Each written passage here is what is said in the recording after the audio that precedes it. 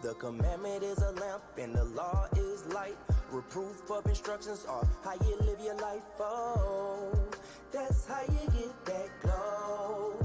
Oh, yeah. Thy word is a lamp that light the path.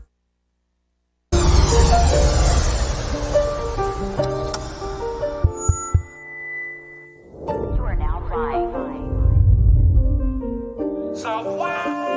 Applying pressure to the pedal breaking. Lord, know we dedicated. Revealing truth to our people, we been miseducated. Great awakening taking place and they can't decimate it. Truth serum that can't be replicated. Get medicated, this that Psalms 107, ain't it? We got this truth and can't keep calm. On the corner dropping bombs, can't be detonated. Jump from coast to coast like LeBron, but we never traded. Got the breath of life in my lungs, I'm resuscitated precepts.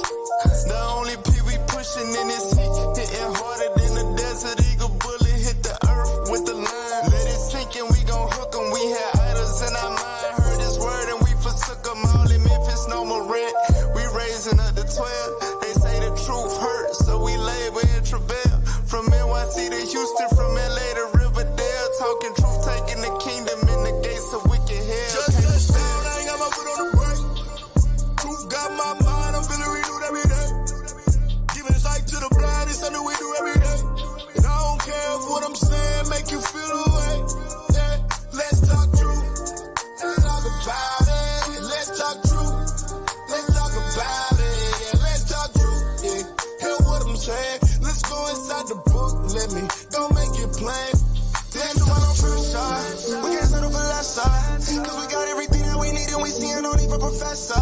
And I just been seeing the dreamers, I know that they lie, they here to come test us. He proving to see if we got what it take, or to see if you mess up. But they still got the leasing. For too long we been sleeping. Used to fall out the deep end. Say they come and been creeping. Rather listen to pastors who take all the money and split with the deacons. I've been moving with prophets with boots on the ground, we been breaking the cement. And they just been lying every time they talking to us.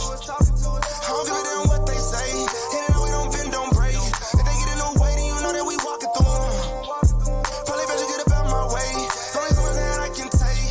Truth out of the urban, we shake all the dirt now. I can see it all work when you come out of church now. So get your boots laced. We gotta wake, Jake. He'll make the earthquake. It's so much just that. Just touchdown, I ain't got my foot on the brake. Truth got my mind, I'm feeling renewed every day. Giving sight to the blind, it's something we do every day. And I don't care if what I'm saying make you feel away. Yeah, let's talk truth. Let's talk about it. Let's talk truth. Let's talk about it. Yeah, let's talk truth. Yeah, hear what I'm saying. Let's go inside the book. Let me go make it plain. Let's talk truth. Welcome back to another week of Let's Talk Truth. Today you got myself, Captain Emmanuel, to my right. Officer Baruch. To my left. To his right, I'm sorry. Soldier Larkin. To my left. Officer Jonah. To his left. Officer Hezekiah. All praises to the Most High God. Today, we dealing with a revolutionary woman. That's right. Woman. That's right. This for you sisters today. Different. Y'all need to make this go viral. That's true. That's right. Because you know what they be saying about the Israelites. Y'all be women bashing. Where the women showing y'all. at? You know what I'm saying? Where the women at? Where they Do the women do anything? Y'all, listen, today is the, you going to learn today. That's All right. right? We going to reverence That's right. our sister that put in work for the nation. So, yeah, this is finalized the Recalling Revolutionary series for this month, the so-called Black History Month. And we dealing with Sister Ida B. Wells Barnett. All right, all praise to the Most High God. So now, before we get into it, get Proverbs chapter 8, verse 6. Let's open up with our scripture. The book of Proverbs, chapter 8 and verse 6. Hear, for I will speak of excellent things, and the opening of my lips shall be right things. For my mouth shall speak truth. For what? For my mouth shall speak truth. Let's talk truth. Come on. And wickedness is an abomination to my lips. So that's exactly what we gonna do. We gonna talk truth, all right? That's Now, right. Put the sister on the screen. It's just a little short. Who loves short shorts? Not me in terms of clothing, but I do like YouTube shorts with packed good information. That's all right. So this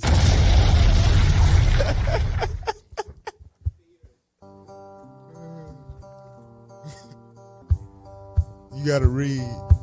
As Jim Crow laws institutionalized There you go. racism. Okay. As Jim Crow laws institutionalized racism in the post-Civil War South, black women took action. And this is how you know it's an agenda. It's a war. I know we talk about the war on a black man a lot with the prison pipeline, war on drugs or whatever, and that is their top priority.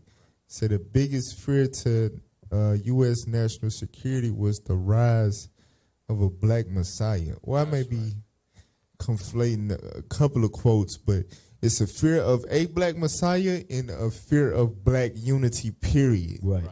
It threatens, that's the major threat, right? But this right here explains why you have industry plants such as Megan Thee Stallion, Cardi B, Suki Hunter, Sexy Red. You have this agenda, you have these movies, you have the media that portrays and depicts our sisters in a way that's derogatory. For one, they lack dignity and self-respect, but our sisters are programmed based on what they're fed in the media about them portraying their women as their young girls growing up. They don't see the women at all in a revolutionary light, Right. in terms of for their people. Right. You understand? If women see women in a revolutionary light, it's about women's rights and feminism. Right. You understand? Being an independent, strong woman, so on and so forth. So that is a testament to the fact that our enemies took crafty counsel to nip that in the bud. You understand? Because that's unheard of. They're so far out of sight. It says, as institutionalized racism came abroad, black women took action. That's right. Think about it. In slavery, Harriet Tubman was called Black Moses. Right. She's a woman. That's right. It's more fitting to call her Miriam, but she was so far to the extreme. Right. No, she Moses. You understand? She was freeing the people and putting her life on the line to do it. Let my people go. Right. You understand? That's right. So you had sisters like her, and then you got sisters like who we finna cover today, and even the Little Rock Nine, the sisters that was a part of that, right here where we at in Arkansas. Right. Sisters were about their people, and they took action on behalf of their people. That's unheard of today. Right. The white man had to do away with that. You understand? It's not just about male bravery as a nation. Remember what the Lord said, it's not good that man should be alone. Right. He needs a help meet for himself. So it's very, very important for man, a revolutionary man, to have a revolutionary woman backing him up and supporting him. You understand? And that existed once upon a time. Right. All right? Hey, Cap, you see that? It's a Netflix, or it's on Disney Plus and on Hulu. They got the MLK and X series going on, where you see the behind the scenes of where Coretta, the role she played, the role Malcolm X's wife played throughout their whole revolutionary journey. Very important. Play on.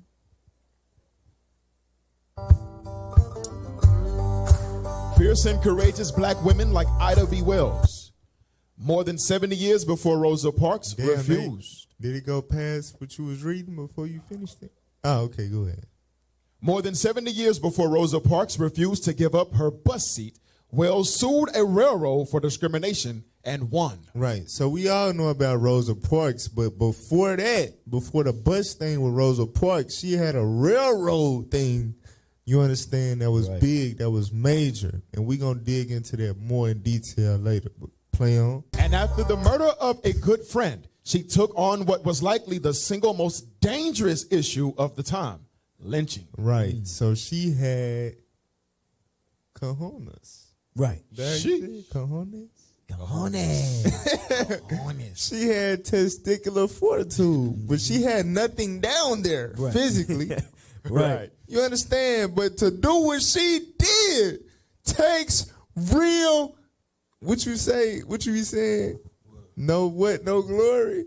No nuts, no glory. So the stuff she did took real deal nuts. That's right. And she didn't even have that in the physical aspect, but to do what she did, I'm telling you, bro, it's like what it says in 2 Maccabees 7. Get that real quick. Yep.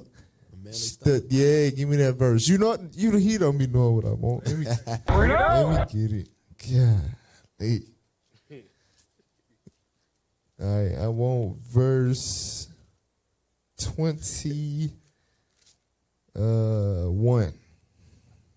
2 Maccabees, chapter 7 and verse 21. Yea, she exhorted every one of them in her own language, Watch this. filled with courageous spirits, and stirring up her womanish thoughts. So it wasn't like she was a masculine woman, a butch. You understand? She was a woman and she still had her femininity.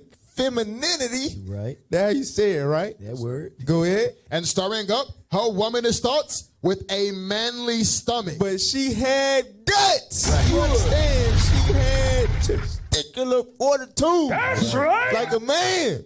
You understand? For real. Go ahead. All right, that's it. Go back to the video.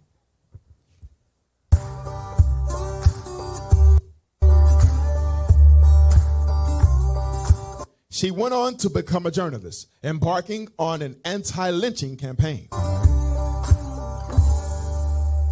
You know what they say? The pen is mightier than the sword. And the tongue, what it say? The tongue is above them both. But that thing is really a combination. You understand the work that she was doing as a journalist, because she also backed it up with real life speeches. So she was a writer in the sense of putting her words in writing, her thoughts being expressed and published abroad, but she also went and spoke in person, you understand, nationally, on a national scale. So she had, remember, men, we known for swinging that sword, but when a woman can master her gift of gab, she can move mountains. You understand? They say the pen is mightier than the sword and the tongue is about it. You understand? So I'm telling you, bro, it's some sisters, man. We had some revolutionary sisters that if it wasn't for them standing up doing what they did, Right. we would have been a lot more behind than what we is. That's you gotta give credit where credit is due. Right. You understand? Think about Judith. You understand what she did? She saved us. Right. Hadassah, better known as Esther. Right. Doing what she did, we wouldn't have been where we are. It is what it is. Facts. That's So right. we gotta give credit where credit is due. All right, go back. Message. Come on. Her efforts to count, investigate, and report lynchings in America brought international attention to the issue. She owned and edited several newspapers and fought to end sexual as well as racial discrimination.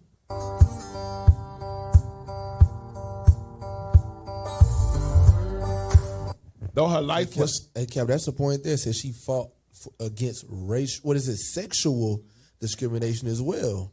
Here it is, 2024. The black woman, they want their body. They want you to know about the WAP. They want to be hypersexualized. Liberated. Exactly. But their foremothers fought against that thing. Right. Hey, on another note, if you notice that thing said international, I read on an article where it said that she also traveled to like England and damn well over there in London. That's like Marcus Garvey. Right. Like them the people they don't teach us about. Facts. Right. Like in school, you learned about Rosa Parks.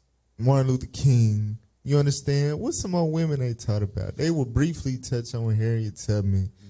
You know what I'm saying? But it was people that's not too far removed from our time, like late 1800s, early 1900s, the roaring 20s around Black Wall Street. I didn't know about Black Wall Street till I came into the truth. Right.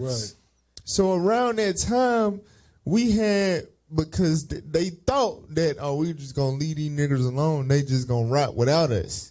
But a few decades after slavery, we started getting shit together. We literally pulled ourselves up by our bootstraps and stood pretty strong. That's right. That's why you had the Red Summer of 1919 and all of that, all of them lynchings, because they sound like, damn, they actually kind of doing a damn thing. Right. And we don't like that.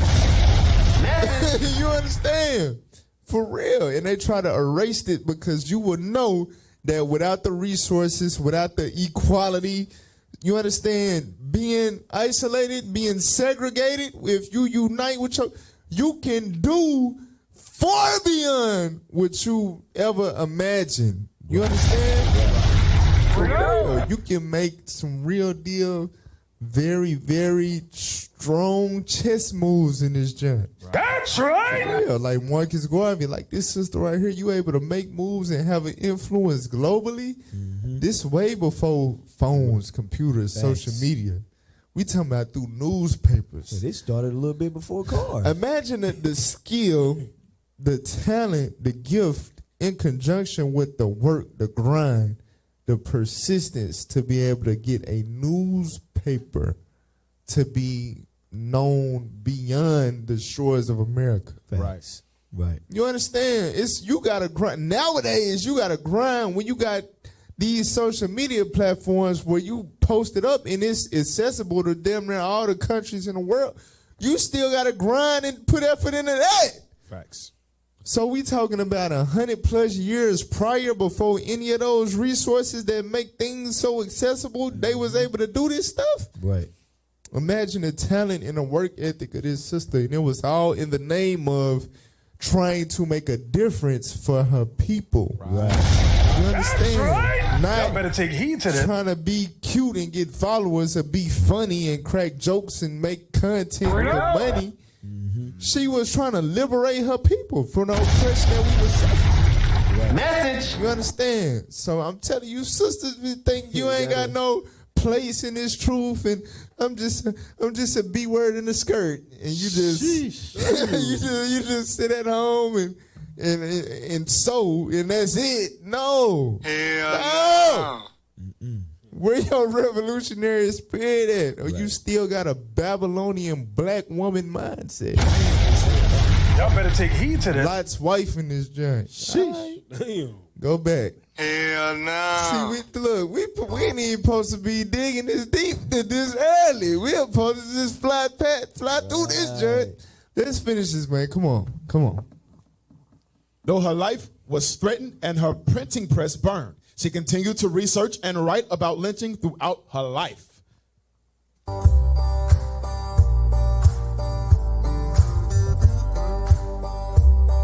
Her work was recognized after death by the Pulitzer Prize, honoring her outstanding reporting of the atrocities in America at that time. All right, all praise to the Most High God. So we gonna dig deep into that sister a little bit later. Before we do, all right, first and foremost, stop what you're doing, hit the like button real quick. NIT, let's get the reality radar. Excuse me, AV. Give me the reality radar.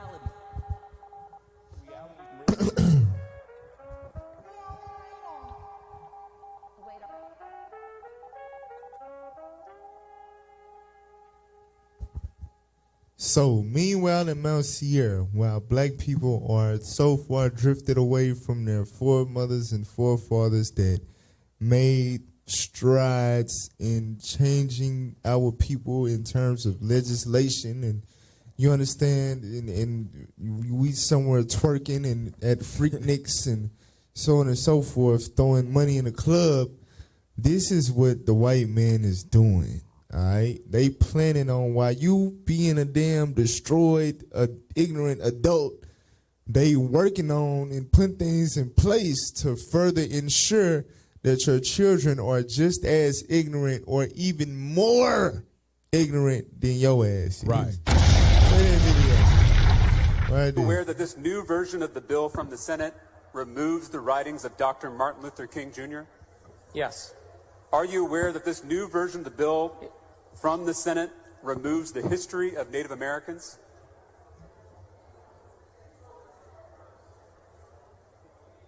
The way the bill is laid out, that's a yes or no because question. we were very clear that we could not be new version of conclusive the bill about every single document out there that we Native could. Americans? I'm going to give you an answer. You're not. This isn't a trial. I'm going to give you an answer. Okay, I'm ready for the answer. The way it's set out is so that a teacher can go to different documents and different authors by which to teach from. It's by no means meant to be a conclusive list. Let me just ask you one more time. Are you aware that this new version of the bill from the Senate removes the history of Native Americans? It's on page 3 of the side-by-side if you don't have it in front of you. Then I believe you. Okay. Are you aware that this new version of the bill removes mentions of Cesar Chavez? Yes. Are you aware that this new version of the bill removes mentions of Susan B. Anthony? Yes, I am. Yet the new version of the bill from the Senate, this is not the bill we all passed as a House, but the Senate's version, it still includes the writings of Alexis de Tocqueville, and he's not even an American. Damn. Could that be because he's a white man? Aware that? Damn. All right. So, get Psalms 94, verse 20. Psalms chapter 94, verse 20. Let's start there. All right. Go ahead. The book of Psalms, chapter 94 and verse 20. Shall the throne of iniquity have fellowship with thee, which frameth mischief by a law? Which do what? Frameth mischief by a law. So the throne of iniquity, don't get it twisted. All right, even though they say that this is a Christian nation or whatever, it was founded in the name of G-O-D, gold, oil, and drugs. Right. Not the Most High God. Sheesh. You understand? So they raped, robbed, murdered, colonized, pillaged, and enslaved groups of people, which just so happen to be God's people, right? In order to establish this place as their country, known today as America. This is the throne of iniquity. What worse sins can you do outside of rape, robbing, and murdering God's chosen, the apple of God's eye? Right.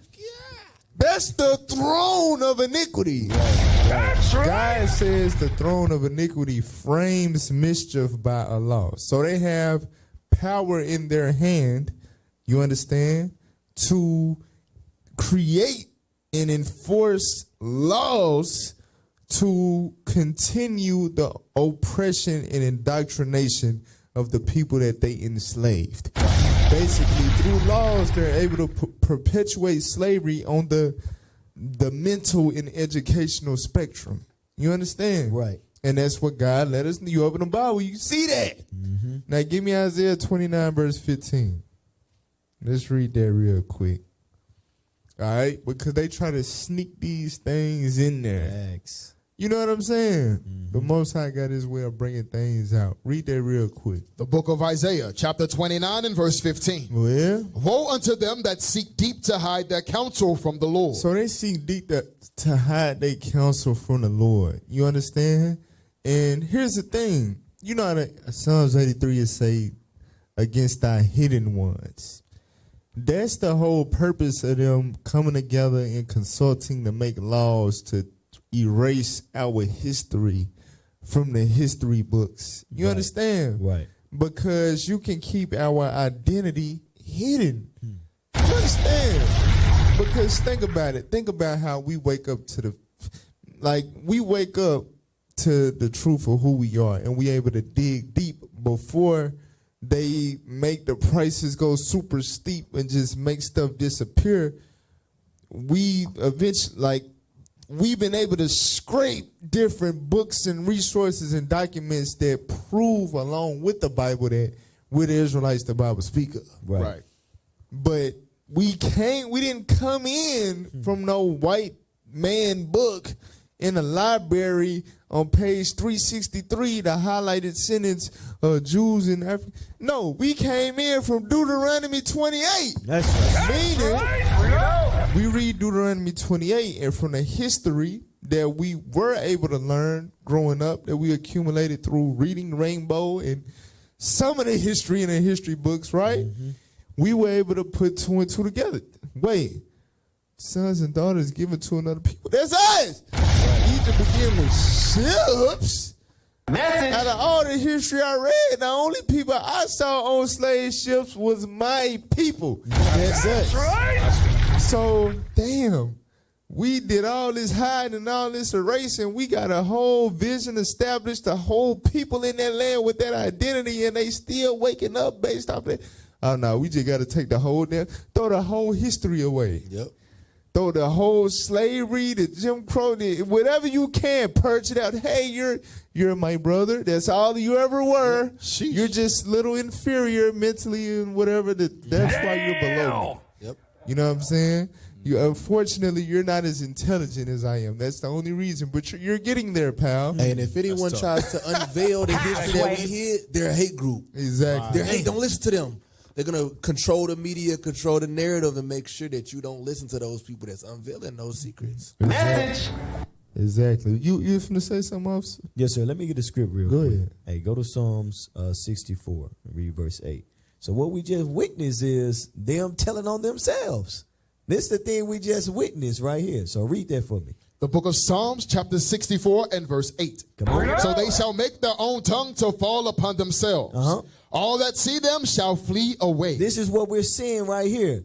That this man revealed it, and he had to hell to do, because the dude was trying to be deceitful and not tell the truth. But the truth was going to be revealed according to the Bible. They was going to tell what they were doing, the secrets, and it's the thing. We don't watch these things. That's why Let's Talk Truth and radio shows just like this, we have to reveal it, because a normal Negro won't watch this and search and see, wait, they telling on themselves. They showing you they put you in slavery. They did this, they did that because they want you on the bottom. And it's all because they want their race to be magnified above us, and even above God. This is what we see. You know, erasing it only matters now, especially because the Israelites, we're teaching what we teach. Oh, yeah, fact. Now they have to erase everything because it ties back to this book. And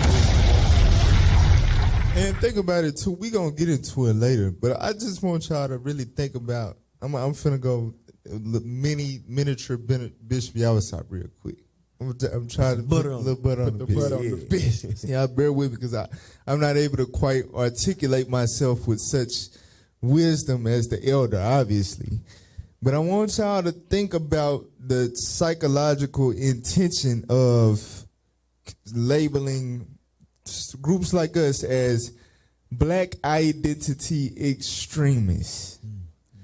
I want y'all to think about that. What they saying is, because all we making claim to, because in the Bible it says that this people is scattered. Right. You understand? They're everywhere. You understand? And they fit, the people of the book, right?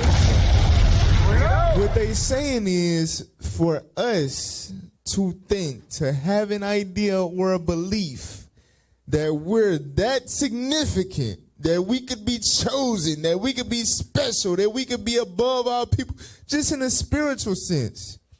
That's extreme. Come on now, you're being extreme. Hey, Cap, that's a bit extreme, nigga. You wear your pants down all the time. They said that's ethnic idolatry. Your women clap their ass cheeks just for the hell of it. Come on now, that's a bit extreme to call yourself a prince that has power with God. Damn. You understand? And our people take that and run with it. Our people are stupid as hell. It is a bit extreme. Right. We just from Africa. We just they're crazy. Yeah, the sandal necklace. Give me that. And I don't even know what that means. You understand? Right. I'm telling you, bro, like, sheesh.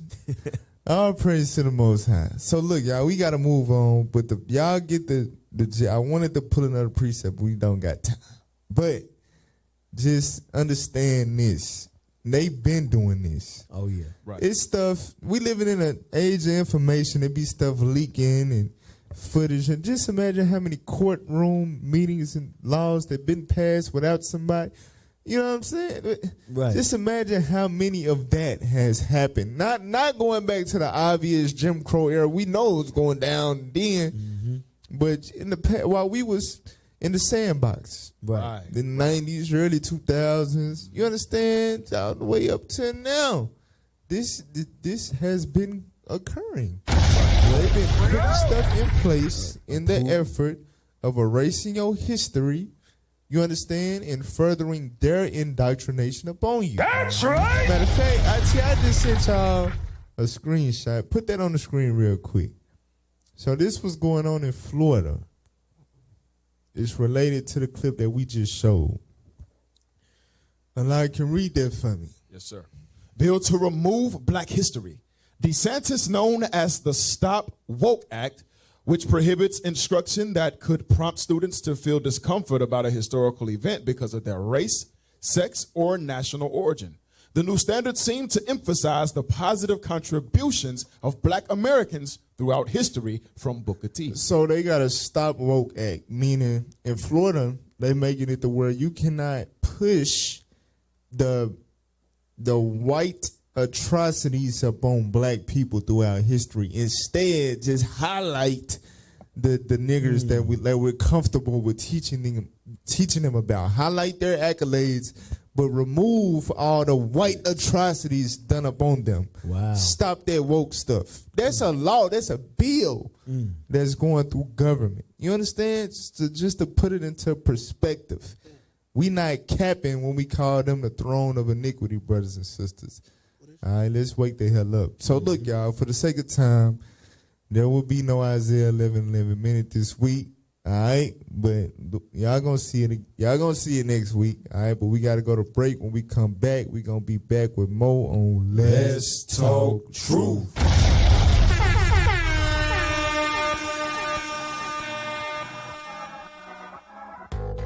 Who can find a virtuous woman? For her prices fall above rubies. The heart of a husband doth safely trust in her, so that he shall have no need of spoil. She will do him good and not evil all the days of her life. Call me Judith, call me Sarah, call me Leah, call me Esther, call me Deborah.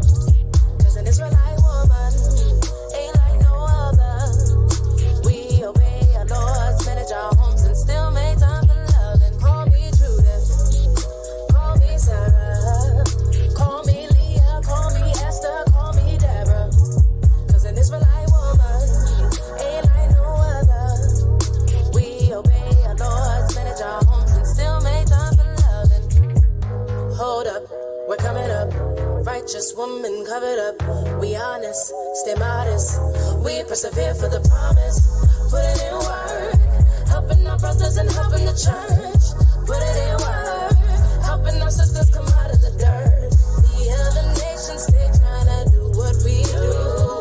The devils take us where the children of the book. The other nations, they tryna do what we do. Black is beautiful and they know that's the truth. Call me Judith, call me Sarah, call me Leah, call me Esther, call me Deborah. 'Cause an Israelite woman ain't like no other. We obey our laws, manage our homes, and still make time for love. And call me Judith, call me Sarah, call me Leah, call me Esther, call me Deborah. 'Cause an Israelite woman ain't like no other. We obey our laws, manage our homes, and still make time for love. And give us our Israelite man. Israelite man. Give us our Israelite man. Give us our Israelite man. Royal kings of the earth, holy priests of the church, teaching us the laws. The prophets are back in the righteous we heard. The other nations, they tryna do what we do. The devils take us where the children of the book. The other nations, they tryna do what we do. Black is beautiful and they know that's the truth. Call me Judith, call me Sarah, call me Leah, call me Esther, call me Deborah. 'Cause an Israelite woman ain't like no other.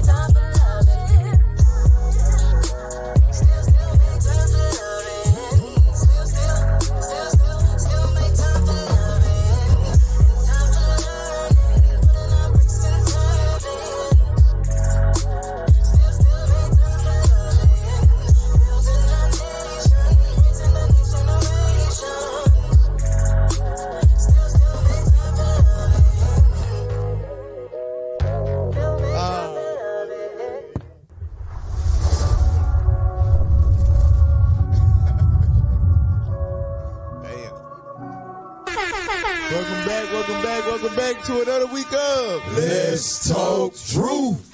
All praise to the Most High God. We back from break. We finna get into the topic. What you said? Recalling Revolutionaries, Ida B. Wells. All right. She don't get a bun because she it's some male chauvinist back there. That's some chauvinism for you. For real though, misandrous. All right, That's a big word. But anyway, so before we get into the topic, now it's funny, it's ironic because no, we're not there yet. We're at the what the hell is this? So we want to, because we go in on our people a lot. Right.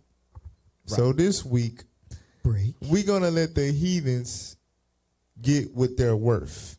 All right? The what the hell is this segment? Because, you know, we got a whole segment called Black Woman Weekly, just dedicated to. So every week it's a guarantee that we going to get on our people. Right. You know what I'm saying?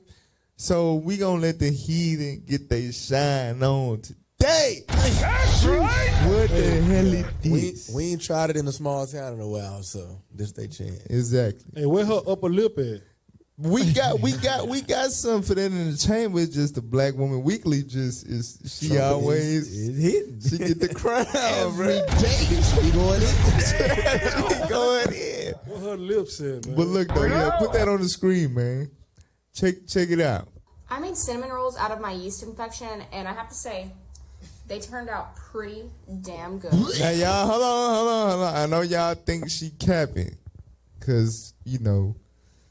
And y'all might think she capping. Pull up the next TikTok, her follow-up. So this is what happened as a result of her making yeast infection cinnamon rolls. Hell no. She like, we gonna put this yeast to use.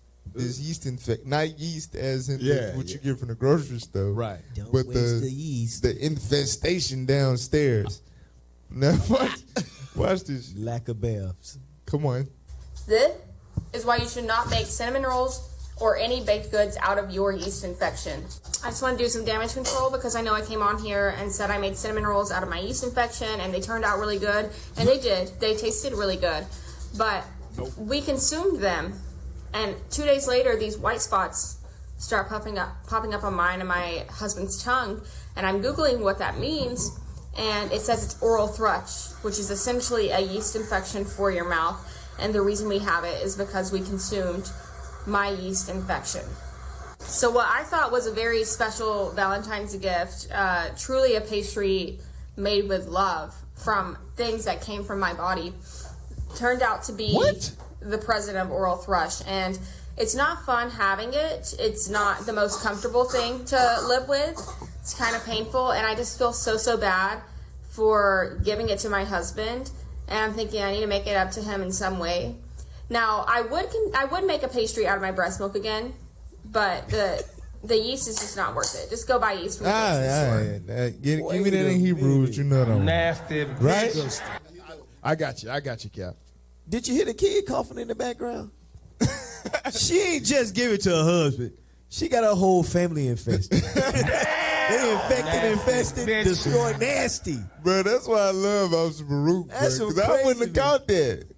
She lying, bro. Like the kids coughing in the background, bro. They ate that shit too. Right. She might have even got the neighbor next door. She probably, we're gonna try this, but it was so good. It's like, no, the kids in cinnamon roll, and they was begging. Damn. You know what I'm saying? Bro, them kids ate that damn shit. They all they tongue swollen. That's up there with the sperm cake. Oh man. Oh. Hell Like I said, we trying to keep it on the heathen right now. God damn. Hey, there's a light skin brother. Come on, man, read that. The book of Hebrews, chapter 12 and verse 16. Lest there be any fornicator or profane person. Or what? Or profane person. Can we look up that word real quick? Yeah, do that. Profane person as who? As Esau. Now, I know a lot of our people are not biblically inclined, right? Esau is the progenitor of the red and hairy nation that God said in their spirit they would be cunning hunters and blessed with the art of war and dwell in the fatness of the earth, meaning best places of the earth by way of warfare. What red hairy people you know fits that description? The white man. That's right. So the biblical identity what God calls them. He doesn't call them Caucasian. He doesn't call them white or European. He calls them Esau. How does God describe them? Read that again. Lest there be any fornicator or profane person as Esau. As Esau, he's profane, and nobody's as profane as him. Go ahead. Who for one morsel of meat sold his birthright. And that meat was raw meat, so he been nasty. His taste buds been off. Damn! Now put profane up there just so we can know what it means. Esau McGraw. Profane. Relating or devoted to that which is not sacred or biblical. All right, let's get the, drop it down. That ain't what I want. That ain't what I want. Let me see more. Tank. Come on, now, the Israelites start bringing the word out. They want to PG that thing. Give me the bottom dot on number 2. Blasphemous. That's it right there. Or obscene. Blasphemous or obscene. Read the synonyms. Obscene, blasphemous, foul, vulgar, crude, filthy, dirty. Just damn. filthy. Foul. Foul on the plate. The hell is this? Come on. Smutty, coarse, rude, Smutty. offensive, Smutty. smutty. I like that. Smutty. Smutty. You damn smut. All right. What did it say? What's the next word? Off color. God said they off color. That's what it is. Right. That's what it is, bro. They're not there. It all come full circle. That foul, profane, Right. nasty, filthy, dirty. They off color. They don't have no rhythm. They wasted the melanin is wasted away. They off color and they off spirit. They off. Not pure. Just off. Now, but they not the only ones though. Get the next heathen real quick. Get the next heathen, bro. Well, she said Heathen, weak. breast milk, everything. It ain't just them, bro. Put that on the screen. Got one tongue over here. 肚子好想放屁啊！应该是木的，这样我才好节奏，不会有人注意到吧？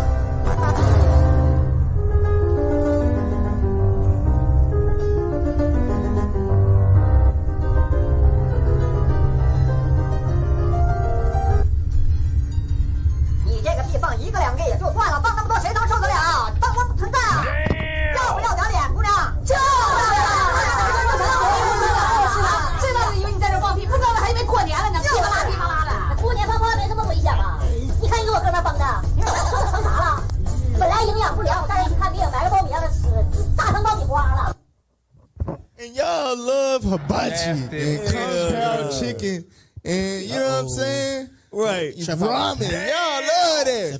They be all in the kitchen tearing that shit up. And it's already dogs, cats, and mice. Wait a minute. That's crazy. With damn Moabite booty seasoning. Give me the Psalms 108 verse 9.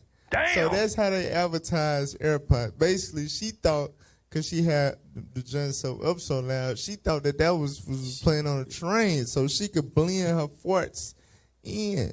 Nasty bitch. She deceived herself because it was all in her AirPods. So they heard exactly what the source of those rambunctious farts was. You understand? Read that. The book of Psalms, chapter 108, verse 9. Come on. Moab is my washpot. So again, our people are not biblically inclined. Therefore, we must explain to you, God does not call a nation in the Bible China, but he is the creator of all. So these nations who you know today, such as China, such as Korea, such as Japan, they have biblical identities. And the biblical identity of the Chinese man and woman is Moab. This is what God said about them. Read it again. Moab is my washpot. Uh-huh. Over Edom will I cast out my shoe. So that's how God looks at the nations. And particularly, he calls Moab his washpot. You understand? And that's arguably one of the most filthiest things that, you know what I'm saying, that you would have within your house is what you use to clean filth. Mm-hmm. You understand? So it's taking all of the filth to the, you know what I'm saying? Right.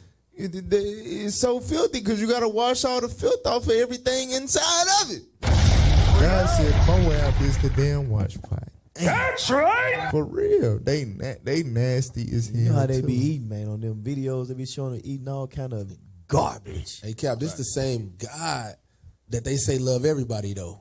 The same God that's saying son to die for everybody. Exactly. But you read how he feel about God real. What I mean by that, he's a real one. Think about it. Dude, you see videos of them eating live mice and lizards, and they they do stuff that we imagine some evil stuff. We wise to do evil, right? But we ain't wise to be that damn nasty though. We not doing. You know what I'm saying? God like them, they nasty as my watch pot. You hear me? For real. Max. He not blind to the wicked, filthy, nasty tendencies of these nations that he chose not. You understand? And he acknowledges their profanity and their filth in the Bible. So when we see things that they do that make us go, what the hell is this? We got a precept to give us clarity from God. They been nasty. Right. You understand? So all praise to the Most High God. So now let's get back to the topic. All right. Recalling Revolutionaries, Ida B. Wells. So in case you don't know who this sister is, you gonna learn today. All right. Play that video.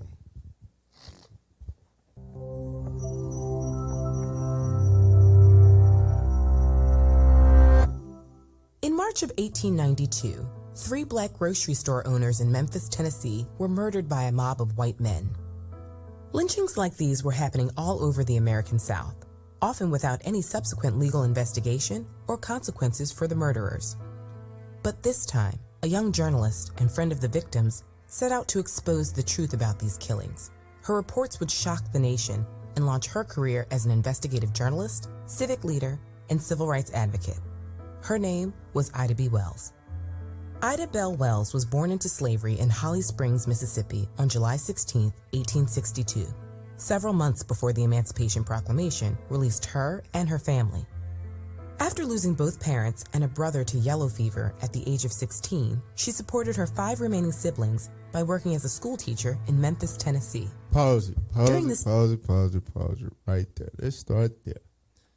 She, because her family was going through it and she had to support her family, she went and became a school teacher at 16 years old.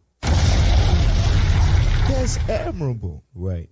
It's the accolades that our women chase today are OnlyFans subscribers, Instagram followers, how many dollars they picked up off the floor that night after their performance on the pole. But this sister, when she had to get up and make it happen, she didn't go and use her pocketbook. She went and picked up a literal book. Right. Or literal books and got educated and became an educator at the age of 16. That's revolutionary. That's one of the hardest jobs in the world, believe it or not.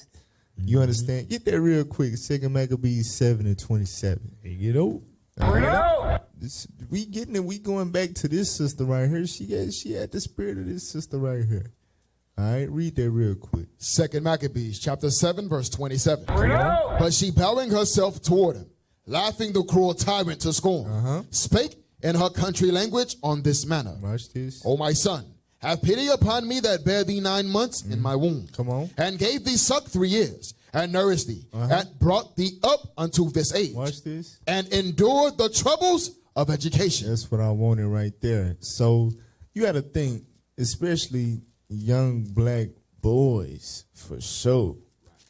we so full of energy, can't sit down, overly active. You understand? It's hard to, stay locked in and focused because there's just so many places we want to be and think and say and do.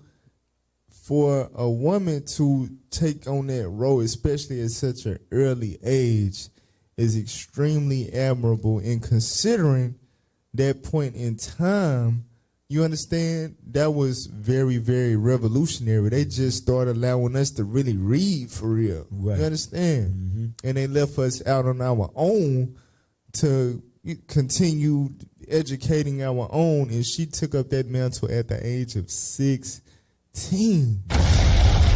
Putting up with us, with our kid. Mm-hmm.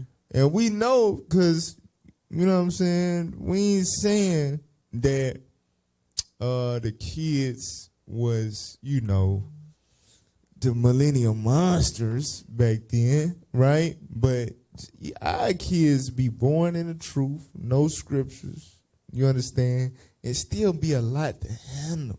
Mm-hmm. You feel me? Mm-hmm. You understand me? That do be so, however, whatever state of behavior those is still a hell of a challenge. You understand? So it take a revolutionary spirit to take on that role for your people. You understand? At such a young age. All right, so keep playing the video. This time, she began working as a journalist. Writing under the pen name Iola, by the early 1890s, she gained a reputation as a clear voice against racial injustice and became co-owner and editor of the Memphis Free Speech and Headlight newspaper. Pause. She had no shortage. You know what? Okay, I'm going to sidebar real quick. We're brothers in this truth. And I'm going to bring it to brothers in the world, too. Just us, our people in general, especially the men. Some of you brothers in the truth got this spirit. I don't want to get in trouble for nothing. I don't want to do anything wrong. I don't want to make any mistakes. So you just, sit in the shadows and you just want to be a professional student, or you just find your little thing to do that won't get you in trouble, whatever. She decided, think about it, this is dangerous as hell. Mm-hmm. You writing about what they doing stuff to your people and they're being justified. They're not facing any type of criminal punishment or whatever the case may be. And you're writing about it in disapproval. And you're the same color as the people that they're lynching. Do you understand? That's going back to the testicular fortitude. You understand that manly, what it say? Manly stomach. Right. Right? And she had to go out on a limb. I'm going to start writing. You understand? Some of you brothers got talents. You got a knack for things. You got things that you can do. Right. But you scared to go out on a limb, be on the forefront, and have to be held accountable and held to a standard and be pushed to produce. You understand? You want to be a lazy Negro that settled for mediocrity instead of striving for excellence despite the challenges and obstacles that will be before you and the danger. You understand that presents itself. I'm telling you that a lot of y'all brothers is fake revolutionaries. I'm telling you. I'm trying to tell you. Y'all better take heed to that. We get on the sisters a lot, but when we get that opportunity to shine light on the sister, you understand, especially a sister doing stuff that majority of the men we know today ain't got the balls to attempt. That's right. You understand? We gonna bring it out. We gonna bring it out, bruh. Telling you, going through this series, and it was short, because this is the shortest month of the year. Right. So we only had 3 weeks where we did this. And just within we're covering Marcus Garvey, then Mark Vesey, and he didn't even get to execute his plan physically. Right. You understand? But he still had the boldness to take his death manfully for what he planned to do. Right. And this sister that we gonna deal with today, just covering these three individuals, really made me examine myself and also look at my counterparts in this truth. Like, bro, we got a ways to go. Right. You understand? Our forefathers and foremothers, without the breath of life, without the wisdom endowed on them from the Most High God, per se, in terms of their understanding, put their life on the line and put in major work.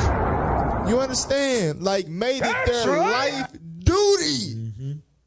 Just strictly focused on the work for their people. You understand? Their career was centered around it. Their livelihood, all of that was centered around working for their people in the liberation thereof. What the hell? And you spending 100 hours a week on a damn truck. Y'all better take heed to just that. 2-3 hours passing out flyers. You might get up there and teach for 15 minutes. You understand? And you think you revolutionary. Stop the cap. That's right. It ain't just truck drivers either. But you know what I'm saying? Right. You know. But message. Bring it out. Message. Of material. In the decades following the Civil War, Southern whites attempted to reassert their power by committing crimes against black people, including suppressing their votes, vandalizing their businesses, and even murdering them. After the murder of her friends, Wells launched an investigation into lynching. She analyzed specific cases through newspaper reports and police records, and interviewed people who had lost friends and family to lynch mobs. She risked her life to get this information. As a black person investigating racially motivated murders, she enraged many of the same Southern white men involved in lynchings. Her bravery paid off. Most whites had claimed and subsequently reported that lynchings were responses to criminal acts by black people. But that was not usually the case. Through her research, Wells showed that these murders were actually a deliberate, brutal tactic to control or punish black people who competed with whites. Her friends, for example, had been lynched when their grocery store became popular enough to divert business from a white competitor. Wells published her findings in 1892. In response, a white mob destroyed her newspaper presses. She was out of town when they struck, but they threatened to kill her if she ever returned to Memphis. So she traveled to New York, where that same year she republished her research in a pamphlet titled Southern Horrors, Lynch Law in All Its Phases. Pause. So, okay, so she traveled. Now, it wasn't like, all right, because the work that she was doing put her in danger of death, right? For one, that's showing you the level. You understand the magnitude of her work that she was doing to where they wanted to get her out the damn way. So she didn't flee and change her identity and, oh, I'm a new person, I don't want nobody to find out. She took the opportunity with her travels to continue to spread awareness of what was going on. The same things that by her making or spreading awareness of it put her in danger of death. She traveled and continued to push it on a larger scale. That's right. Bro, that's some I count not my life dear to myself stuff right there. Right. For real. Get 2 Corinthians real quick. Chapter 4, verse 2. Real 2 Corinthians chapter 4 and verse 2. But have renounced the hidden things of dishonesty. So that's a part of the work that we do as the prophets of the Lord. We renounce the hidden things of dishonesty. You got people that'll speak boldly and they'll be eloquent orators or orators, tomato, whatever. And they will get up there on the stage and articulate and speak, big fancy words or whatever.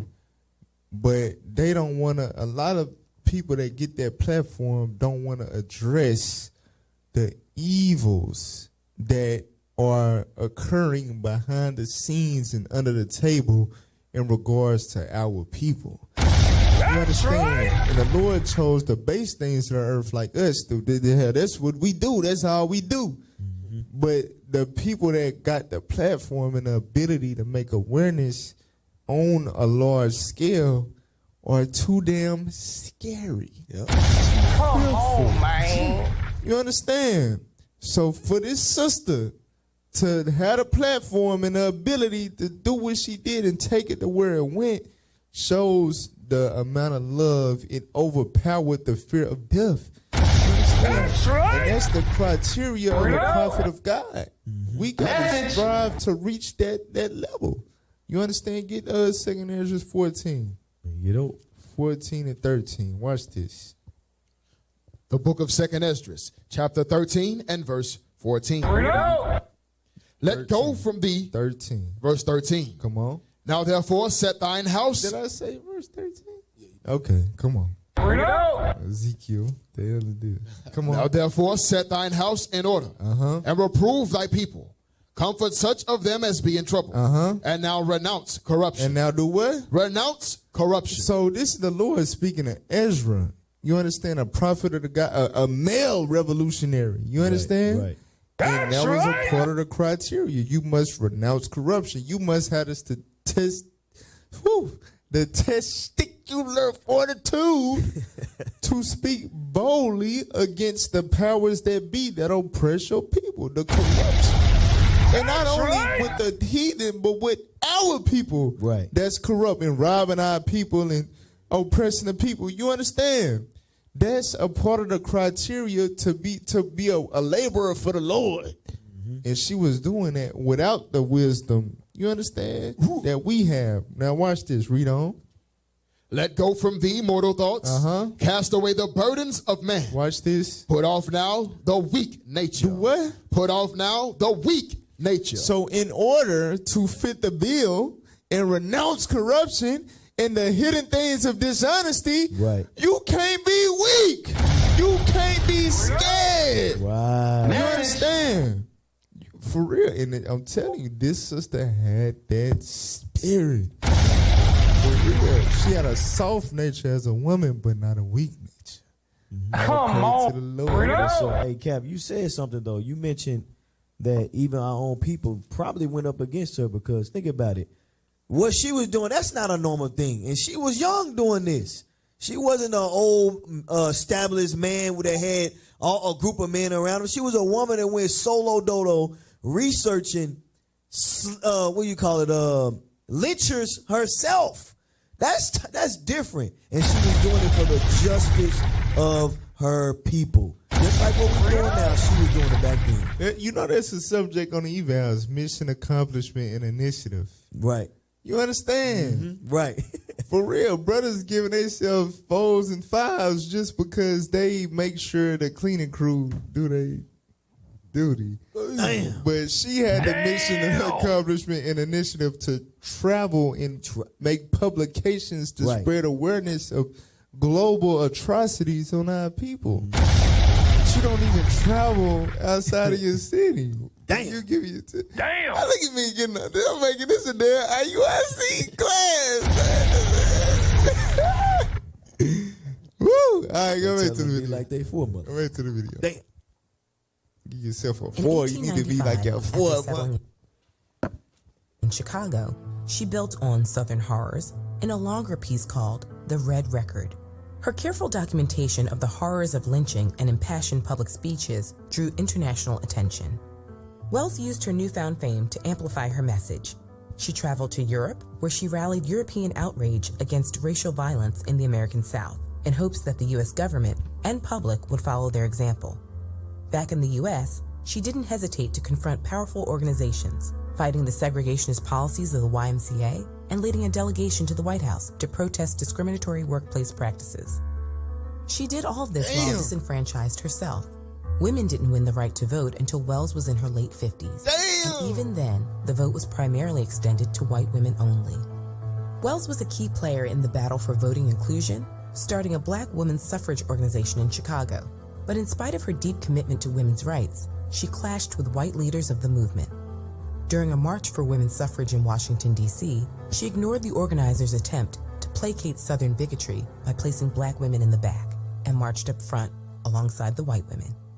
She also checked with other civil rights leaders who saw her as a dangerous radical. See, there you go, right there. You hear that? You can't have one without the other. Marcus Garvey had opposition from W.E.B. Du Bois. Right. Looking ass. Du Bois. Because that's what the Divine Nine do. Right. They do, boys. Damn.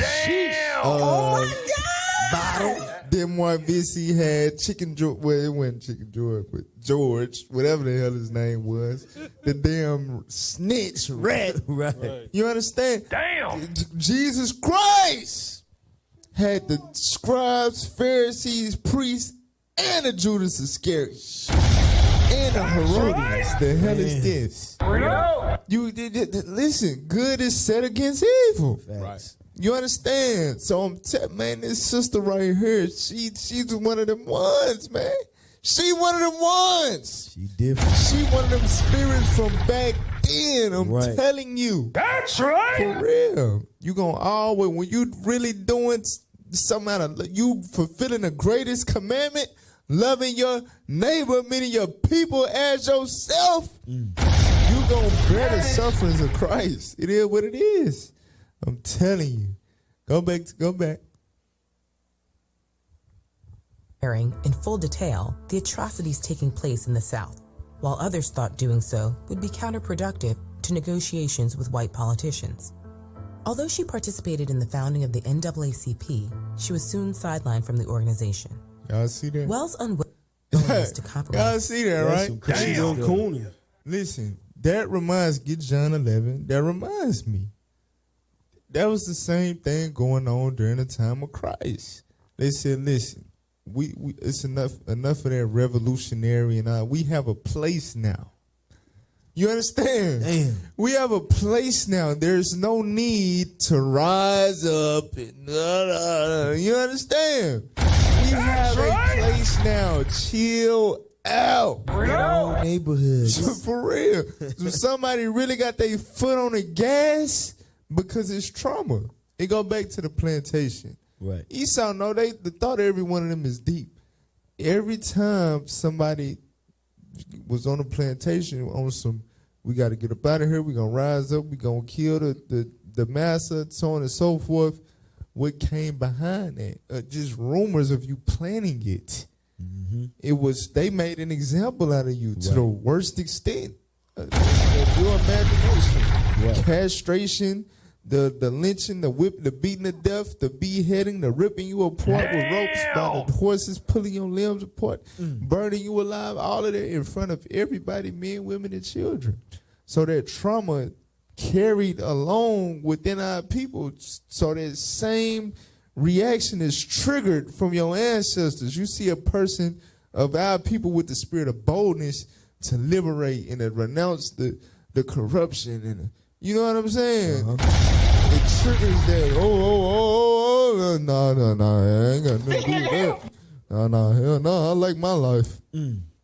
My life is dear to myself. Damn. For real though. What did that tell you in the scripture? Yeah, John 11 and 47. The book of John, chapter 11 and verse 47. Come on. Then gathered the chief priests and the Pharisees a council and said, what do we? For this man doeth many miracles. This, you would think, that's like, damn, all praises. Brother coming on the scene, healing our people. You understand? Doing miracles, helping our people, uplifting our people. Hey, what can we do to support him? They come together. What can we do to stop this nigga? You understand? Why? Read on. If we let him thus alone. If we let him keep doing these miracles, healing the brokenhearted, preaching liberty to the captives of our people, read. All men will believe on him. Everybody gonna believe him. It's gonna become a movement, an uprising. Go ahead. And the Romans shall come. What? And the Romans shall come. Do you know what this is? This is fear. This is fear. These are the most prominent, powerful people amongst our people at the time. They had positions of authority on the scale of our people.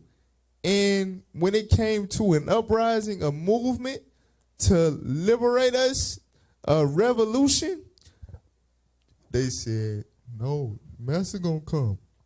Master's approaching. Uh-oh. Damn! That's going to spark the Romans to do what? And the Romans shall come and take away both our place and nation. So we're choosing security in captivity over liberty. Right. You understand? Damn! For real. That's the Isaiah 30, that trust in oppression. Stockholm Isaiah syndrome. 28:15, may lies our refuge, covenant with death. In hell we're at agreement. You understand? This is nothing new under the sun. That's how you know you moving in the spirit, bro. You moving in the right spirit. You see these type of effects and reactions surrounding you. All right, go back to the video. Any aspect of her vision of justice shined a light on the weak points of the various rights movements and ultimately made them stronger, but also made it difficult for her to find a place within them. She was ahead of her time, waging a tireless struggle for equality and justice, decades before many had even begun to imagine it possible. If you were inspired by... All right, all praise to the Most High God. So I told y'all gonna learn today. All praise to the Most High for our sister, Ida B. Wells. So we gonna get back into her accolades, accomplishments, and legacy. But we got to take a quick break. All right, we'll be back, Lord's willing, in a quick second. Just go use the bathroom real quick. Hit the like button first. Leave a comment, drop a flame, a diamond emoji, a gem, something. You understand? Right. And go refresh yourself and come right back. We gonna be right back with more on Let's Talk Truth.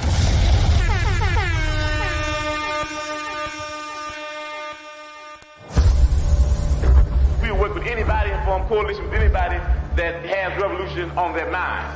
We might not be back. I might be in jail. I might be anywhere. But when I leave, you can remember I said with the last words on my lips that I am a revolutionary. But 100 years later,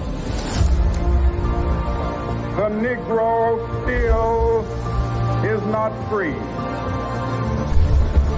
We want freedom by any means necessary.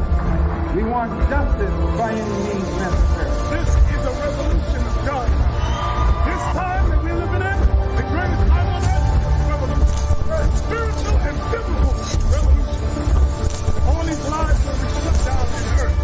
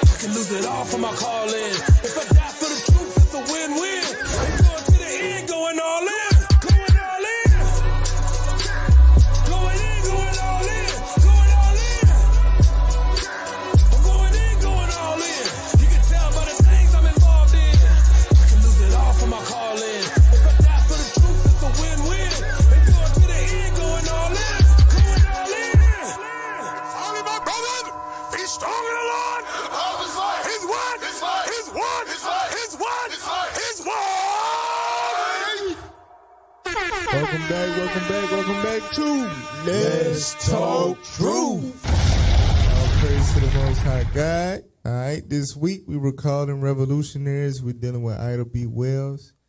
However, all praise to the Most High for this black woman, right? But you know, in 2024. Because she was from Holly Springs, Mississippi, right? Which is about, 15 minutes outside of Memphis? Mm-hmm. But the black woman in Memphis today. Done. Sheesh. Loco. Our people are stupid as hell. Bring us in, AV. Bring us in. Ain't crazy.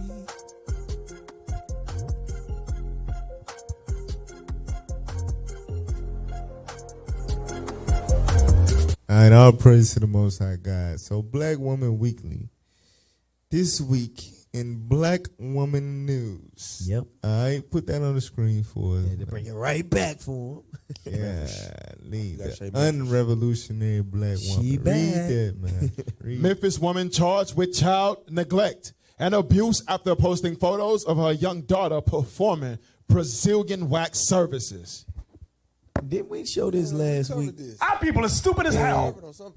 No, we didn't. We didn't? Nope. No, This was on something we watched. This but just happened. She got But judged. you know the radio, we on Friday, so the other radio shows they Somebody spoke on it. you know She got Tuesday, judged. Thursday. You understand? Look at y'all messing up the vibe. We didn't cover this shit. We did. Bring it out. All right, now put up the news clip. So, do y'all seen it? Y'all comprehend what she did, right? And y'all might think it's cap. Y'all might think it's the shade room.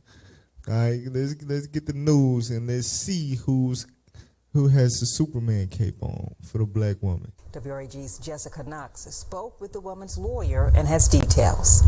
Jasmine Moss was in court today dressed in all pink for her first appearance. We had the opportunity to speak to her lawyer, Blake Ballin, who says this is a unique case.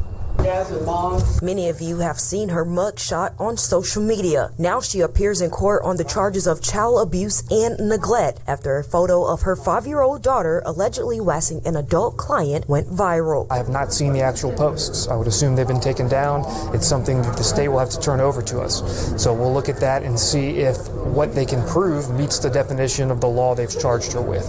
And I think that's the big question here. Blake Ballin says the next step is to prove to the court that she is a mother who was trying to do the right thing. We will do our investigation, some factual investigation I need to do, some legal research I need to do. This is sort of an unusual way to charge this as child abuse or neglect, which generally requires some definite harm to a child, usually requires injury, something like that. So we've got our work cut out for us, and we're looking forward to defending her. Ballin tells us after making several headlines, Moss's state of mind is normal for anyone whose liberty is in jeopardy. We asked about the whereabouts of the 5-year-old daughter. That's something I can comment on at this time. I pulled Moss aside to speak with her to get her side of the story. She tells WREG she is not ready to speak at this time. Jessica Knox, WREG News, Channel 3. All right. So much to say. But give me Isaiah 32. So I'm gonna take the high road and not dog, because we covering Ida B. Wells today, a revolutionary Black woman. You understand? So I'm not going to, ostrich and all that. It is what it is, though. You understand? She. Our people are stupid as hell. Isaiah 32 verse 9. Isaiah chapter 32 and verse 9. Go ahead. Rise up, ye women that are at ease. Hear my voice, ye careless daughters. Give ear unto my speech. Many days and years shall ye be troubled, ye careless women. What does God call them? Ye careless women. So God is speaking to the so-called Black woman, the Israelite woman. He tells them to rise up. Meaning, come out of that dumb, idiotic, filthy mind state that you've had stamped in you from the feet of the white man who stamped and tap danced on your ass while you was laying in the dirt. You understand? Get yourself, rise up out of that dirt, up out of that filth, and stop being careless. The Black woman has become very careless. How she carry herself, her appearance, how she act, how she talk. She just don't give a damn. She's took Hardy to the next level. You understand? She has no concern with how she's perceived as an individual as well as a parent. She's careless. God is calling them to change that. You understand? Y'all better take heed to that. For the vintage shall fail, the gathering shall not come. All right, now watch this. Jump down to verse 5, because this is who she has in court to attempt to justify her. Read what you got. Verse 5. The vile person. The vile person is the same profane fornicator that we read in Hebrews 12. Right. The damn so-called white man, Esau. The vowed person shall what? Shall be no more called liberal. Shall be no more called what? No more called liberal. Because when you think about liberals today, the liberals are the people that's behind the feminist movement, the LGBT movement. Right. You understand? All the BS that screams basically a feminist agenda, so on and so forth, right? And as you can see, who's backing her up? Who's attempting to justify her? That party, that liberal party. And God is revealing to us that those, and that's the reason why our women became careless, because of that liberal, that democratic, all those democratic agendas being pushed over the past few generations, and our women took hold of them over with things like our foremothers, Ida B. Wells and them was taking hold of. You understand? Right. And they've been rocked to sleep by that liberal party, and God is exposing them as vile. You understand? Read it again. That's the vile person shall be no more called liberal. Come on. Nor the churl said to be bountiful. Watch this. For the vile person will speak villainy. Watch this. And his heart will work iniquity. Read. To practice hypocrisy. To do what? To practice hypocrisy. To practice hypocrisy. The same judicial system, the same people that specialize in locking our black ass up, damn black man. Right. That same system is going to represent the black woman that had a 5-year-old daughter waxing coochie. Come on now, dog. Come on, man. Not right. Don't make sense. Damn. Hypocrisy right there. Right. Come on. And to utter error against the Lord. Come on. To make empty the soul of the hungry. And he will cause the drink of the thirsty to fail. Read. The instruments also of the churl are evil. And that's one of the instruments, the judicial system. Go ahead. He devised wicked devices. So look, with what we getting at, because it worked both ways. They incriminate our people, discriminate, lock our people up, mass incarcerate us, but come to a black woman's defense when it's this. How you know this stuff is all about agendas toward our people. The message is we're okay with that. We're okay with little black girls doing being exposed to such inappropriate practices. You understand? It's desensitizing the mind of that little girl. Right. And we're fine with that. That's what we want for you guys. Our people are stupid as hell. So I'm gonna leave it alone, but it's the liberal agenda for years has molded the mind of the present day black woman, and they have all praise to the Most High for the sisters that's in this truth. I need you, the sincere, the genuine ones, because outside of them, the white man's enterprise has been a success. That's right. That thou liberal been doing a damn thing. The black woman is so far removed from the sister that we going over, that those type of aspirations and behaviors and examples set by our foremothers is gone. It's out of there. The women that got the mental, educational capability and resources are either just they don't give a damn about the people, or they just fully invested into feminism, the liberal agenda. For real. So, I'll pray to the Most High. Let's get back to our sister, Ida B. Wells. All right? Scoop. So, is that what I want? Because we ain't going to be able to cover everything I put in there, because time is not on our site. All right? Give me that short real quick. These 12 men were sentenced to die in 1919 and 1920 in Arkansas. And Ida B. Wells stopped what she was doing to help write about what happened to them, what happened to the people in Elaine, Arkansas. On September 30th, 1919, the evening of that day, a group of black people met. So maybe as many as 200, a couple hundred have met in a church to try to unionize, to fight against the sharecropping system they were faced with in Arkansas. As they were meeting, a group of white people came upon them with guns and attacked the church. They shot into the church. The people scattered. They eventually came back the next day and burned down the church, and they hunted people in the streets and in the woods for days. Eventually what happens, a lot of black people lost their homes, they lost their livelihoods, they lost their belongings, and ended up spending years and years in jail. These 12 men were convicted of murder and were sentenced to death. But the Arkansas Supreme Court and the United States Supreme Court eventually stepped in, along with the help of NAACP and some black lawyers, and eventually freed them. And Ida B. Wells helped to make that happen by talking about their cases in the Damn, bro, she saved lives. I'm telling you, that's different. She saved lives. That's really her work. Damn. By being brave, not being afraid. You understand? All praise to the Most High. That was going in 1919, boy. Everything was going down that year, boy. For real, same year. Red summer. All right, now watch this. Give me number 13. Give me number 13, the article. 10 facts. All right. Give me the article real quick. 10 facts about Ida B. Wells. Put that on the screen. 10 facts about Ida B. Wells.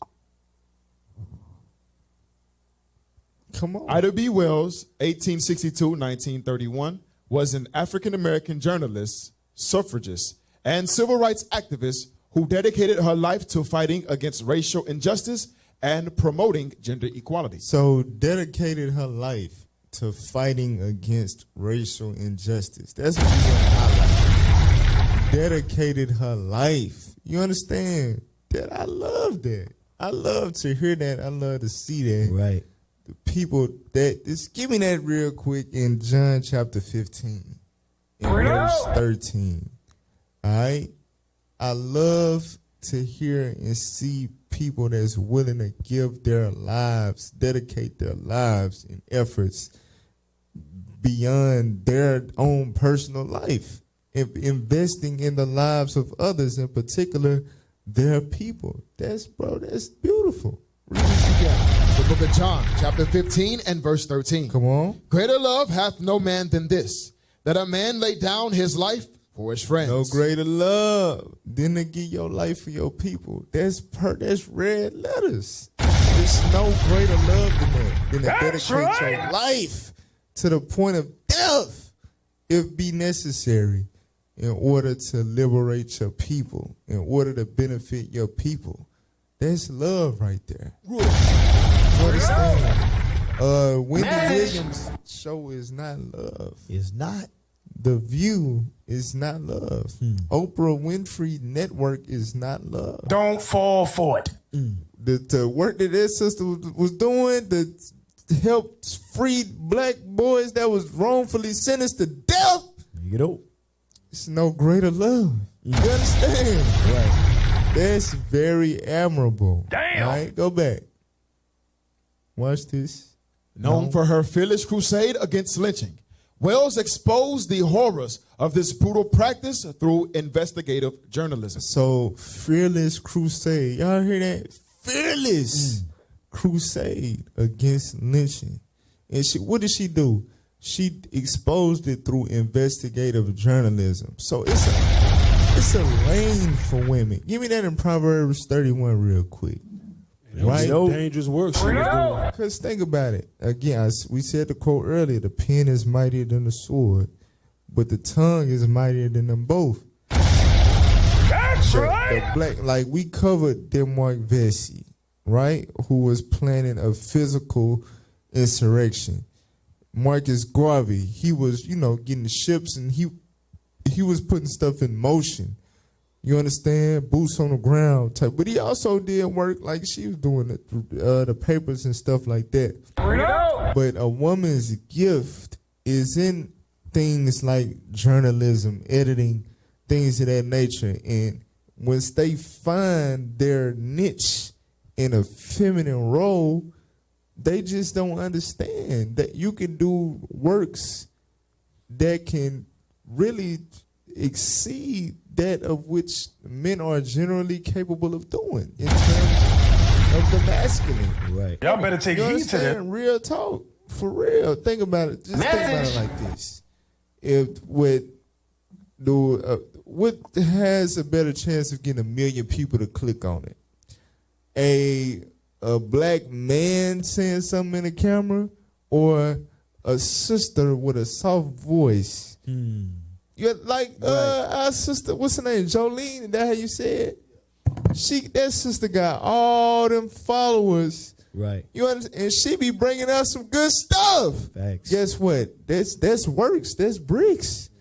And she's speaking about what? She's speaking about marriage? Titus 2 type submission, modesty. Right. You understand? How to love your husbands, love your children. That's right. That's revolutionary work, and that's in a woman's lane. She not frontline at camp, but she reaching a lot of souls with the truth. Damn. You understand? For real. Give me that real quick. Proverbs 31, and verse 26. The book of Proverbs, chapter 31 and verse 26. Go ahead. She openeth her mouth with wisdom. She do what? Openeth her mouth with wisdom. She opened her mouth, but it's not, I'm out of time, I do not know when I be back. Blowing up her phone because she can't get her nigga back. Huh? Hell no. It ain't, you understand? You understand? It's not F-R-E-E. You understand? She opened her mouth with wisdom. Right. That's right. Come on.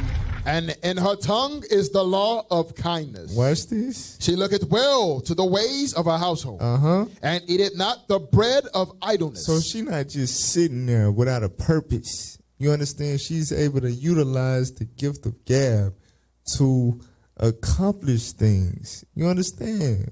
And wisdom. All right? Matter of fact, let's prove that. We'll come back to this article, pull up a couple of her quotes just to show how this sister was opening her mouth with wisdom. Right?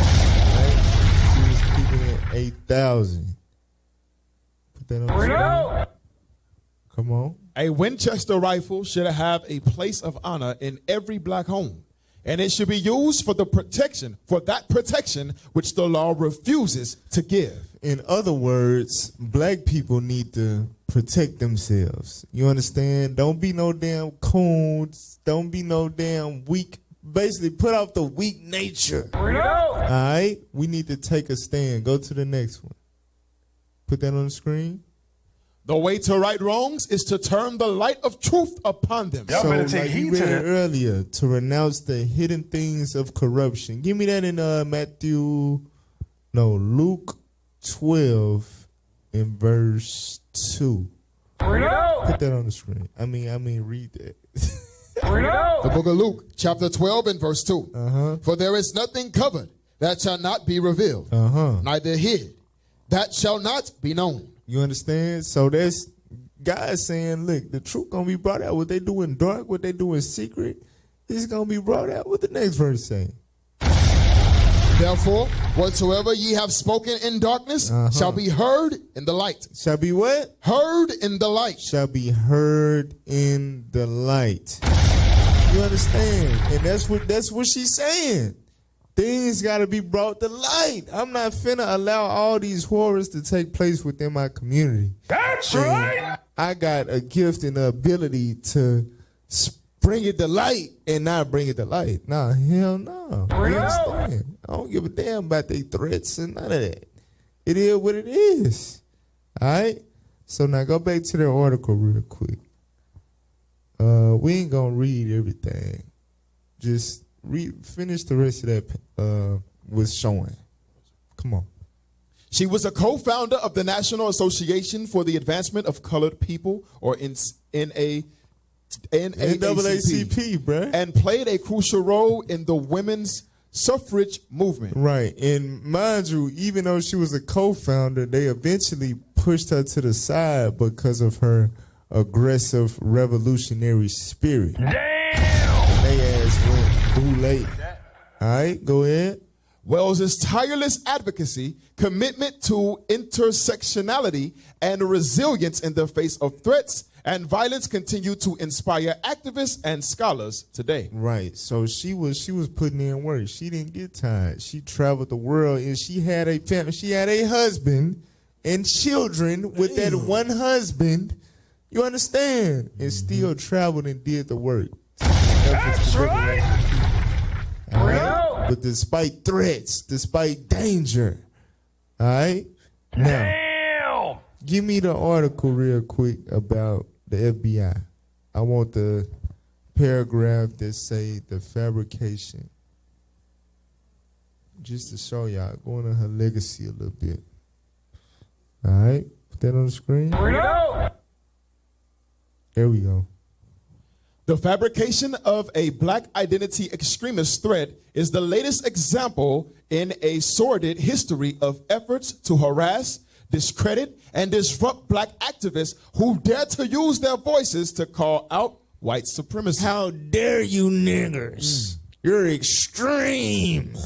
You damn niggers, you're nothing but damn niggers. You a whole nigga. You want to talk about the damn hidden things of dishonesty? You better let us be dishonest, nigger.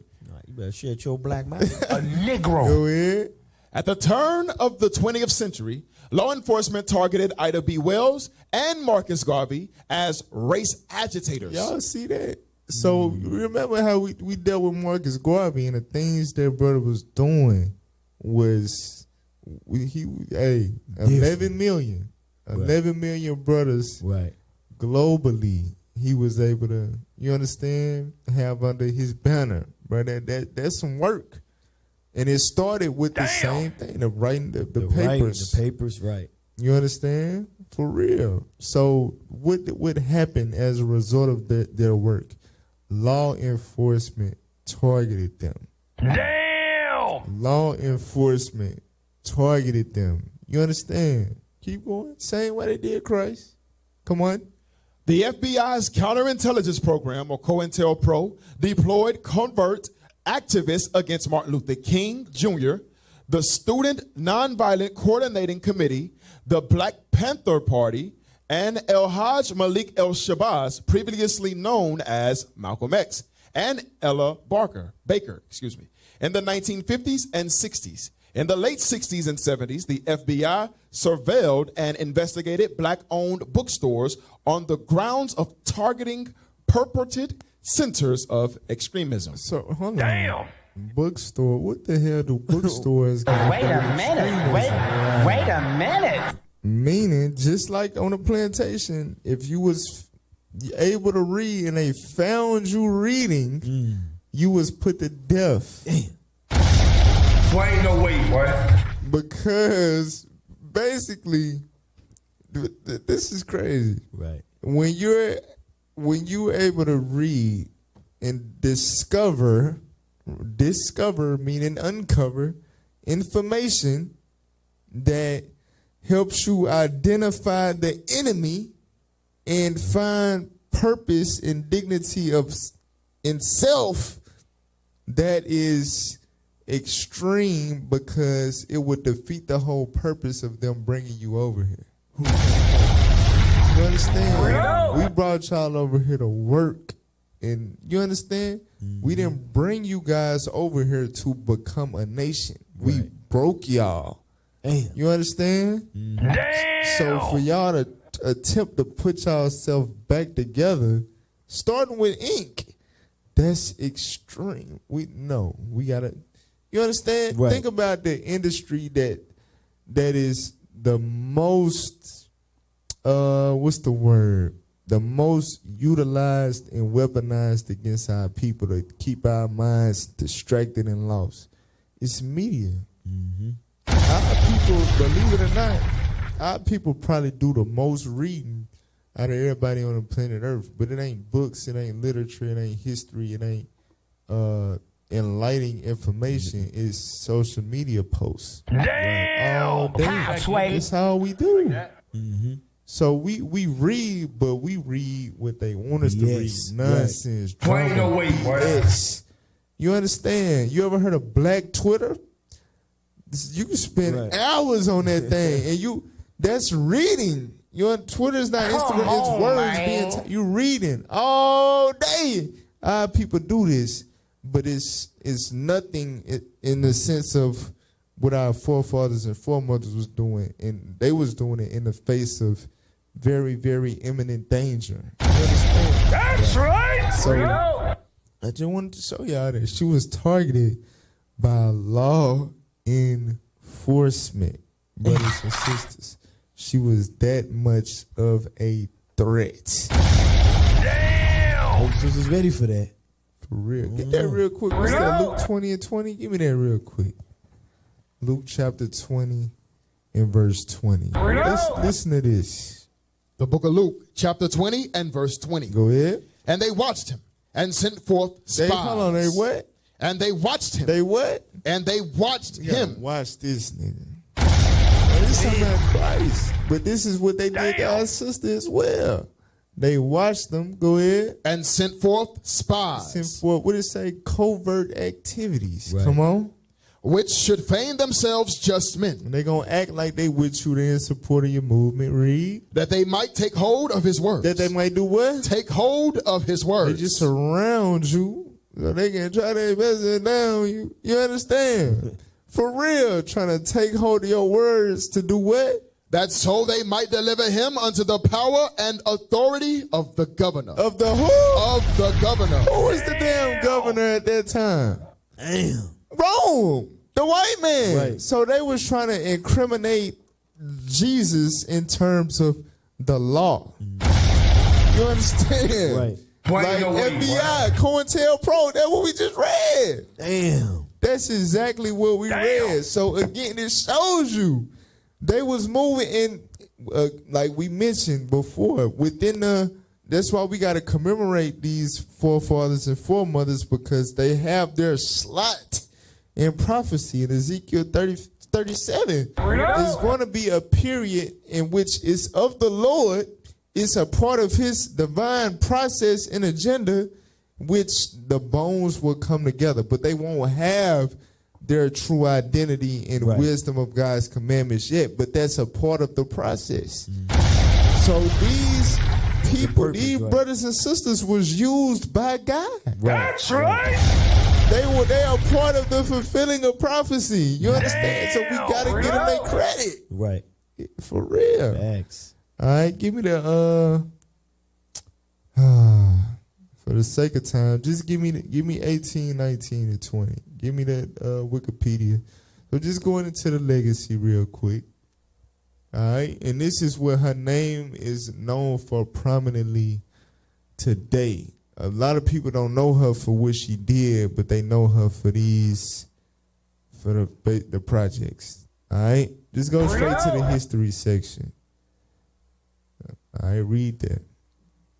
Named for African-American journalist and newspaper editor Ida B. Wells, the housing project was constructed between 1939 and 1941 as a public works administration project to house black families in the ghetto. All right, so in honor, because she was already passed at this time, but in honor of her, because of the awareness of her works, her legacy that she left, we're going to make these apartment homes to house our people and name it after her, because that's the type of work, that's the type of time she was on. That's what she was invested in. Right. All right, go ahead. In accordance with federal regulations requiring public housing projects to maintain the segregation of neighborhoods. It was the fourth public housing project constructed in Chicago before World War II and was much larger than the others, with 1,662 units. Come on. It had more than 860 apartments and almost 800 row houses and garden apartments. Come on. And included a city park, Madden Park. Described as handsome and well planned, the project was initially a sought-after address and a route to success. Just like all the projects that we know today wasn't the projects that was initially concepted. Right. You understand? Those projects, what did they do? They dropped off drugs in there. They put ordinances in place to disqualify the male father figure from being present in those projects. So it breeded our current perception a project. When you think project, you think project. You understand? Project, baby. You think violence. You think drugs. You know what I'm saying? You think the worst. You think the bottom, the gutter of our people. You understand? But now, give me the video real quick. Number 19. Play that real quick. Yeah. I'm a native Chicagoan, and there was an Ida B. Wells Homes on the south side of Chicago. Most people had heard the name, but it got to a point where it was just a disconnect between who Ida B. Wells as a woman was and the work that she did and what people associated with her name. In February of 2019, Ida B. Wells Drive became Chicago's first street named for an African-American woman. The next year, Wells was posthumously honored with a Pulitzer Prize. Put that on the screen. The Pulitzer Prize is regarded as the highest national honor in print journalism. Literary achievement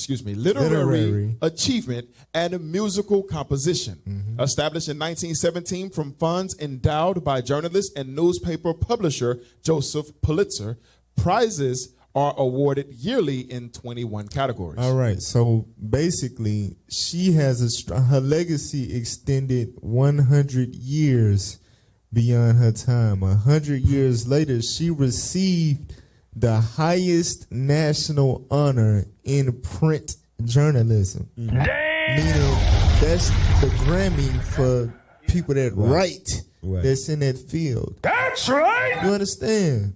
And she earned that. All right? She was commemorated for that, and she got a whole street, a drive, named after her in Chicago. So again, she's known. Her name is known for the damn projects that through the engineering, the political engineering of crime and violence within there, they eventually became demolished. But you know, they got her name, the drive, and she won an award. So she earned some very hefty accolades, and she's not talked about like that. She's not. For real, she's not. Get Wisdom of Solomon chapter 4 real quick. And they trying to take, I don't even know if she in the history books like that, but they trying to take the history books from us. You know they ain't going to show this. Wisdom of Solomon chapter 4 verse 1. The book of Wisdom of Solomon, chapter 4 and verse 1. Go ahead. Better is it to have no children and to have virtue. And to have what? And to have virtue. Now the sister had children, so we not getting into that. But the point is, it's better to have virtue in terms of your legacy than just a seed.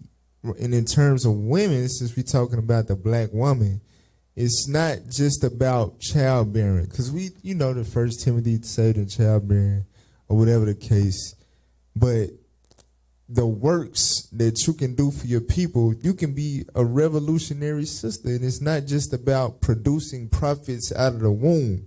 You understand? Your virtue can produce something greater than that. That's Watch this, right. Dad. For the memorial thereof is immortal. The memorial of your virtue is immortal. Meaning it never dies. It lives forever. Think about it. Now, do we know if Esther or Hadassah had kids? Do we know if Judith had children? They probably did. Right. You understand? But what do we know them for? We know them for being heroes. We know them for their virtue. That's right. Proverbs 31 woman. To the